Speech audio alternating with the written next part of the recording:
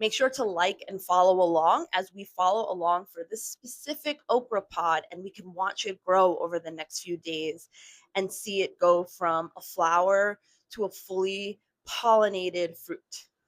When you're growing on a balcony, it's really important to think about your pollinator friends.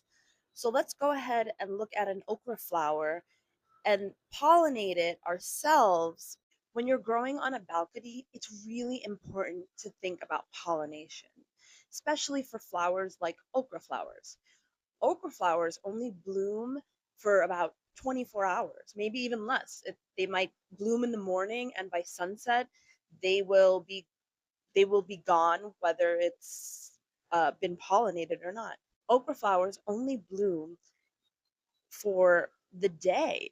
So you might wake up in the morning and have this beautiful bloom, and by the end of the day, it's fallen off, whether it's been pollinated or not.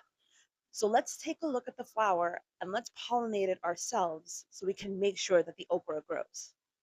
So when it comes to okra, not only do okra flowers only, bloom in the morning and fallen off by the same day, but the pods also grow within like a few days. So in 3 days, in 5 days, you might be ready to harvest your okra.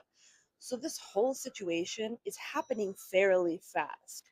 So especially if you're on a balcony, it's important to be monitoring an okra plant because you might miss the flowers when they bloom. And if you don't have pollinators coming here, you won't have any okra pods. And this has already happened to me a few times where the flowers bloomed. I really wasn't paying attention. And I think I had 2 or 3 pods that didn't pollinate and just fell off. So it's really important to be aware of what's going on in your balcony. Um, and really checking everything every single day. And especially with an okra plant, they're so leafy. The flowers are sometimes kind of hidden in there. And it's really easy to not notice them. But let's go ahead and take a look at the plant. So here we are with a really beautiful okra flower. And let's get in a little closer here.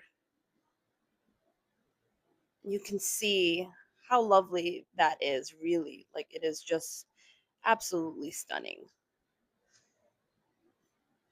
And if you can see closely from here, it's got all that little pollen around that little red area. And so I'm actually just going to go ahead, and I've got a little brush here that I use. Let's zoom back out. I've got a little brush here that I use. It's like an old makeup brush, and it's been working great so far.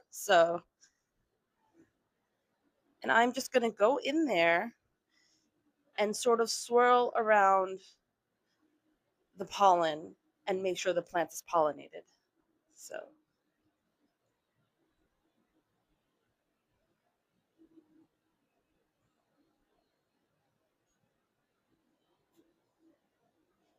and essentially, this is something the bees would do,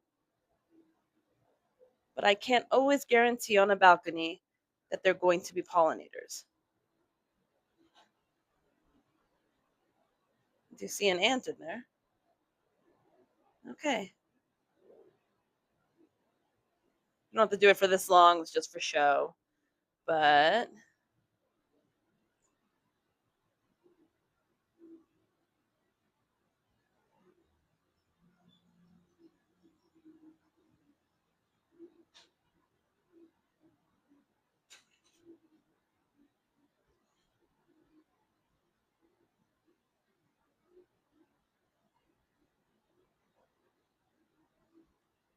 so take a look at all this pollen on the brush.